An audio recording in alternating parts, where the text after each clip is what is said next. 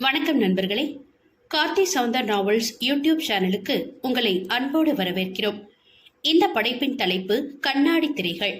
அத்தியாயம் 18. பகல் டியூட்டி செல்ல வேண்டும் என்றால் அகத்தியன் காலை 7 மணிக்கு கிளம்பி விடுவான். அவன் சென்ற பின்பே மனோ எழுந்து தயாராகி பள்ளி செல்வான்.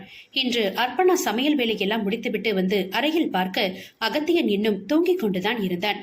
என்றும் இரவு டியூட்டிதானோ என்று அவள் யோசித்தபடி மனோவை எழுப்ப அவன் அப்போதுதான் நெளிந்து உருண்டு ஒரு வழியாக எழுந்தான். அவனை எழுப்பி பல்லுக்கு கிளப்பி அனுப்பியவள் அறைக்குள் வர அப்போதும் அகத்தியன் தூங்கிக் கொண்டுதான் இருந்தான். மணி 9 இன்னும் 5 நிமிடங்கள் இருக்க கிளினிக் செல்வதற்கு எப்படியும் இந்நேரம் எழ வேண்டுமே என்று நினைக்க அவனோ நன்கு தூங்கிக் கொண்டிருந்தான். எப்படி எழுப்புவது என்று யோசித்தவள், அப்போ என்று அறைக்குள் வந்து கத்த அந்த சத்தத்தில் தலையை உயர்த்தி பார்த்தவன், அப்போ மேலெல்லாம் வருவானா என்ன? எதுக்கு கத்துற என்று தூக்க கலக்கத்தில் கேட்டான். மணி 9 நீங்க கிளம்பலையா என்றதும் மணி பார்த்தவன் எழுந்து ரெஃப்ரெஷ் செய்ய கிளம்பினான். அவளும் கீழே சென்றுவிட அவன் தயாராகி கீழே வந்த பாடிலே. பொதுவாக அவன் சாப்பிட்டு கிளம்பிய பின்பே அவளும் அத்தையும் சாப்பிடுவார்கள். இவன் வராமல் இன்னும் என்ன செய்கிறான் என்று அவள் மாடி ஏறப்போக அவனே கீழே இறங்கி வந்தான். ஆனால் கிளம்பாமல் குளித்து வேறு உடை மட்டும் உடுத்து இருந்தான். அவ்வப்போது கிளினிக் போகாமல் சில நேரங்களில் ரெஸ்ட் எடுப்பான் என்பதால் அவள் எதுவும் கண்டு கொள்ளாமல் அவனுக்கு எப்போதும் சிரத்தையாக செய்யும் சாப்பாடு பரிமாறுவதை திறம்பட செய்தாள். இத்தனை வருடத்தில் அவனுக்கு எந்த உணவு பிடிக்கும், எவ்வளவு சாப்பிடுவான், எந்நேரம் என்ன உணவு கேட்பான் என்பதையெல்லாம் அவளுக்குத்தான் தெரியும். அவனது உடைகள் கூட அவள் இஸ்திரிக்கு போட்டு அடுக்கி வைக்கும் வரிசையில் தான் அவன் அணிந்து கொள்கிறான். அவளை பொறுத்தவரை மனோவிற்கு என்ன செய்கிறாளோ அதே போல கரிசனையாக அகத்தியனுக்கும் எல்லாம் செய்து வைத்து விடுவாள். அவனது காரியங்கள் எல்லாமே அவளுக்கு அத்துப்படி. தாம்பத்தியம் என்ற ஒன்றை தவிர அவர்களுக்குள் எல்லாமே இருந்தது. இன்றும் அவன் உண்டு முடித்துவிட்டு தனது அன்னையிடம் பேசிவிட்டு அவன் மேலே அறைக்குள் புகுந்துவிட அர்ப்பணா தனது அத்தையுடன் பேசியபடி மதியம் சமையலுக்கு வேண்டியதை ஆராய்ந்து கொண்டிருந்தாள்.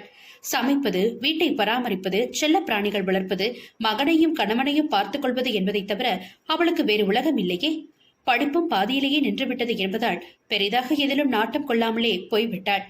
படிக்கிறாயா என்று அகத்தியன் கேட்டதற்கும் குழந்தையை பார்த்துக் கொள்ள வேண்டிய காரணத்தால் வேண்டாம் என்று சொல்லிவிட்டாள். அவளாக கடைகளுக்கு செல்லும் போது ஏதேனும் புத்தகங்கள் வாங்கி வந்து படிப்பதோடு சரி. அதை மீறி அவளிடம் எதுவும் எந்த எதிர்பார்ப்பும் இருந்ததாக தெரியவில்லை. நல்லது கெட்டது என்று விசேஷங்களுக்கு சென்றால் கூட குழந்தையோடு ஒன்றிக் கொள்வாள். அவளிடம் பேசுபவர்களுக்கு எல்லாம் புன்னகையுடன் கேட்ட கேள்விக்கான பதில் மட்டுமே. அதை தாண்டி எதுவும் கிடையாது. கிட்டத்தட்ட அவள் தன்னை நத்தை போல சுருக்கி கூட்டுக்குள் அடைந்து விட்டாள். அகத்தியனும் அவளை எவ்வளவோ மாற்ற முயற்சி செய்தாள். ஆனால் எனக்கு இந்த உலகம் போதும் என்று இருப்பவளுக்கு எதை புகட்டுவது? அவளாக விரும்பி தனியாக வெளியே சென்றது இதுவே முதல் முறை. அதுவும் 4 நாட்கள் ரூபாவுடன் இருந்துவிட்டு வருகிறேன் என்று குழந்தையை கூட அகத்தியன் பொறுப்பில் விட்டு சென்றது அவனுக்கே ஆச்சரியம். உண்மை தெரிந்து அவளை இழுத்து வந்து விட்டான் என்பது வேறு விஷயம். இப்போதும் அவள் சமையல் கட்டில் இருக்க, அர்ப்பணா என்று அழைத்தான் அவள் கணவன் மாடியில் நின்றபடி. வந்துட்டேன் என்று எட்டி பார்த்தவள் அவனை கவனிக்க, தண்ணி இல்ல, வரும்போது தண்ணி கொண்டு வார்ப்பனா என்றான். இதோ எடுத்துட்டு வரேன் என்று தண்ணீரை எடுத்துக்கொண்டு அறைக்கு செல்ல அவன் பெட்டில் சாவகாசமாக அமர்ந்திருந்தான், மொபைலில் ஏதோ பார்த்தபடி. அவள் வந்து மேஜையில் தண்ணீரை வைத்துவிட்டு வெளியே செல்ல எத்தனிக்க, அர்ப்பணா என்று அழைத்தான். சொல்லுங்க, வேற ஏதாச்சும் வேணுமா? ஆமா என்றதும் அறையில் என்ன இல்லை என்பதை போல் ஆராய்ந்தபடி அவனை பார்க்க, எல்லாம் இருக்கே, காஃபி வேணுமா? இப்பதானே சாப்பிட்டீங்க. நீதான் வேணும் என்றான் சரியாக சாய்ந்து அமர்ந்தபடி. ஆனால் பார்வை இன்னும் மொபைலில் தான் இருந்தது. என்ன? உனக்கு சரியாதான் கேட்டுச்சு, இங்க வா என்று அவன் பேச்சில் கால்கள் அங்கேயே வேரூன்றி நின்று விட்டது. என்ன சொல்றீங்க? எனக்கு கீழே வேலை இருக்கு. சரி போ, சீக்கிரம் வா, உனக்காக தான் லீவ் போட்டிருக்கேன் என்றான். அவன் சொன்ன வார்த்தையில் பேசலாம் என்ற எண்ணம் கூட சற்றே ஆட்டம் கண்டது. அங்கிருந்து அவசரமாக வெளியேறியவளுக்கு அவனது பேச்சு ஏனோ விளையாட்டாக பேசியது போல தெரியவில்லை. அவன் ஏதோ முடிவெடுத்து விட்டான் என்றுதான் தோன்றியது. கீழே வந்தவள் அதை பற்றிய யோசனையில் இருக்க முட்டை குழம்பு வைக்கலாம் என்று அடுப்பில் முட்டை வேக வைத்திருந்தாள். மாமியாரும் அவளுடன் உதவிக்கு அங்கேதான் இருந்தார். அவர் ஏதோ பேசிக் கொண்டிருக்க அவள் கவனம் அவரிடம் இல்லை. குழம்பிற்கு தேங்காய் அரைத்து ஊட்ட வேண்டும் என்று மிக்சியில் போட்டு அரைக்க போக, அர்ப்பணா என்றவள் தோளில் தட்டினார் அவர். என்னத்த? என்ன அரைக்க போற? குழம்புக்கு தேங்காய் அரைச்சு விடணும்ல. தேங்காயாது என்று அவர் கேட்க, அதன் பின்பே அவள் கவனிக்க, தாளிப்பதற்கு நறுக்கி வைத்திருந்த வெங்காயத்தை எடுத்து மிக்ஸி ஜாரில் போட்டிருந்தாள்.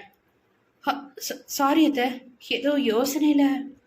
நீ போய் அவனோட இரு, உன் முகமே சரியில்லை என்றதும் அவசரமாக மருத்துவளை பார்த்தவர், என்ன இருப்பனா, எதுவும் சத்தம் போட்டானா? இல்லத்த, அதெல்லாம் இல்ல. அவங்க என்னைக்கு என்னை திட்டிருக்காங்க. அப்பப்போ நான் அதெல்லாம் பாத்துக்கிறேன். மணி என்ன 11 தானே ஆகுது, நான் பாத்துக்கிறேன். சாதம் சாப்பிட்டதும் சூடா வடிச்சுக்கலாம். சரித்த என்று நகர போனவளை, அர்ப்பணா என்று அழைத்தார். என்னத்த? அவனை கொஞ்சம் அனுசரிச்சு போ அர்ப்பணா என்றார். ஆம், அவருக்கு தெரியுமே அகத்தியன் அவளை விரும்புகிறான் என்று. சிறு வயதிலிருந்தே அவள் மேல் அவனுக்கு இருந்த விருப்பத்தையும் அறிவார். எதிர்பாராத சூழ்நிலையால் அவளை மணந்ததையும் அறிவார். இன்னும் அவர்கள் இருவருக்குள்ளும் இணக்கம் வரவில்லை என்பதையும் அறிவார். அவர்கள் இருவருக்குள்ளும் ஏதோ ஒன்று ஓடிக்கொண்டிருக்கிறது என்று மட்டும் அவருக்கு தெரியும். ஆரம்பத்தில் அவரும் எல்லா தாய்மாரையும் போல மகனும் மருமகளும் சேர்ந்து வாழ வேண்டும், வீட்டிற்கு ஒரு வாரிசு வேண்டும் என்று அவ்வப்போது அவளிடம் ஜாடை மாடையாக பேசினார்தான். ஆனால் ஒருமுறை அகத்தியன் அவரை கவனித்து, நாங்க இப்படிதான் இருப்போம், உங்களுக்கு இஷ்டம்னா இங்க இருக்கிறோம், இல்லைன்னா தனியா போயிடுறேன், என் பொண்டாட்டி பிள்ளைய பார்த்துக்க எனக்கு தெரியும் என்று சொல்லிவிட்டான். அதன் பின் அவரும் கொஞ்சம் கொஞ்சமாக அவர்களை ஏற்றுக்கொண்டார். காலப்போக்கில் மாறும் என்று அவர் நம்பினார். அகத்தியனுக்கு மேல் படிப்பு வேலையில் ஒரு நல்ல நிலை. நல்ல டாக்டர் என்ற பெயர் வாங்குவதற்கு 2-3 வருடங்கள் எடுத்தது. மன்னிக்கவும், வருடங்கள் எடுத்தது என்பதால் அவனும் பெரிதாக அர்ப்பணாவுடனான உறவிற்கு எந்த முன்னேற்றமும் எடுத்து வைக்கவில்லை. மனோ பிறந்து வளர்ந்த பின்பே அவர்கள் வாழ்க்கை கொஞ்சம் மாற ஆரம்பித்தது. ஒரே படுக்கையை பகிரவில்லை என்றாலும் ஒரே அறையில் இருப்பவர்கள் எப்படி ஒருவரை ஒருவர் கவராமல் இருக்க முடியும்? காதல் என்று ஒன்று அவன் உள்ளத்தில் இருந்ததே. முதல் காதலில் அத்தனை சிக்கரத்தில் நம்மை விட்டு மறையாதே. அதுவும் காதலித்தவளே மனைவியாக தன்னுடன் இருக்கும்போது மனது சில நேரங்களில் அவளை காதல் பார்வை பார்க்கும். அதை மீறி மனைவி என்ற உரிமையை இதுவரை அவன் நிலைநாட்டியது இல்லை. அவளும் தான் அநேக நேரங்களில் தடுமாறி இருக்கிறாள். உடை மாற்றும் போது, எதிர்பாராமல் இடித்துக் கொள்ளும் போது, மனோவிற்கு பாலூட்டும் போது, மூவருமாய் ஒரே படுக்கையில் தூங்கும் போது என்று இந்த உறவை மனதில் பதிய வைக்க 1000 நிகழ்வுகள் அவர் இருவருக்கும் நடந்தது. என்றாலும் அடுத்த நிலைக்கு செல்ல இருவருக்குமே காரணங்கள் இருந்தது. என்று முடிவுக்கு வருமா என்று தெரியவில்லை. ஆனால் முன்னேற்றம் வரும் என்று எண்ணி அவளுக்காக காத்து கொண்டிருந்தான் அகத்தியன். அறைக்குள் வந்தவள் அகத்தியனை தேட அவன் பால்கனியில் இருந்தான். ஏன் இங்க வெயில்ல நிக்கிறீங்க? சும்மாதான், கொஞ்சம் சொரண வரும்ல, உள்ளவா என்றவனது வார்த்தைகளில் சற்றே கோபமும் ஏமாற்றமும் தெரிந்தது. இருவரும் அறைக்குள் வர அவள் அவனது வார்த்தைகளுக்கு என்ன அர்த்தம் என்று மனதிற்குள் யோசனை செய்து கொண்டிருந்தாள். என்ன அர்ப்பணா, ப்ரிப்பேர் பண்ணிட்டியா என்று படுக்கையில் அமர்ந்தபடி கேட்க, என்னது? இல்ல, என்கிட்ட பேசுறதுக்கு என்ன பேசணும்னு ஒத்திக்க பார்த்துட்டியா? நான் நம்புற அளவுக்கு சொல்லிடுவியா? அவளிடம் பதில் இல்லை. உக்காரு, எவ்வளவு நேரம் நிக்க போற என்று கட்டிலில் நன்கு சாய்ந்தமர்ந்தவன் மடியில் ஒரு தலையணையை எடுத்து வைத்துக் கொண்டான். இப்ப சொல்லு என்று அவள் அமர்ந்ததும் சொல்ல, உங்ககிட்ட 3 விஷயம் பேசணும் என்றாள்.